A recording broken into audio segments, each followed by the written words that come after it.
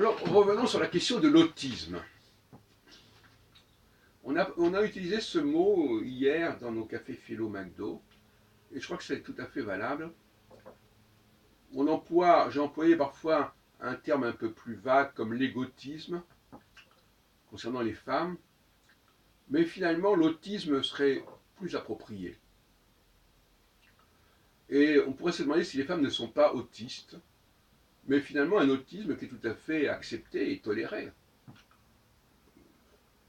Il est pris comme ça, avec un certain amusement parfois d'ailleurs, parce que quand les femmes racontent leur petite vie personnelle, c'est amusant.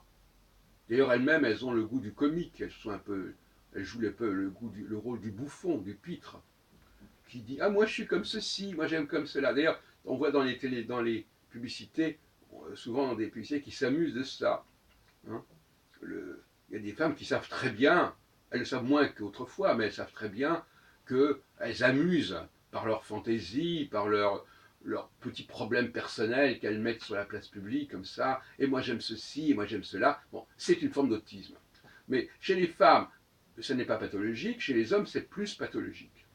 Quand quelqu'un n'est pas ce pourquoi il est fait, il est déjà dans une pathologie. Quand quelqu'un est en accord avec ce qu'il est fait, pourquoi il est fait, il n'est pas dans la pathologie.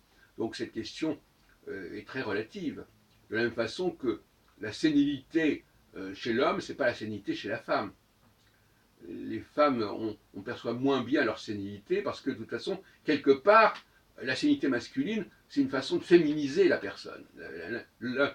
L'homme qui sénilise, il se ressent beaucoup plus au comportement féminin. Donc, ce n'est pas du tout la même signification. Et donc le vieillissement, pour la femme, n'est pas ressenti de la même manière, puisque de toute façon, certains comportements qu'on considère comme ceux du vieillissement sont propres tout simplement au comportement féminin en général, et à toute époque, et à tout âge. Donc on ne peut pas dire ça comme ça. Donc il faut aussi relativiser, comme je l'ai dit tout à l'heure pour autre chose, un concept n'a pas le même sens pour un groupe A et pour un groupe B. Une maladie, une pathologie n'a pas la même portée pour un groupe A et pour un groupe B. Et même dans un cas, ça peut être une pathologie, dans l'autre cas, ça peut être tout à fait normal.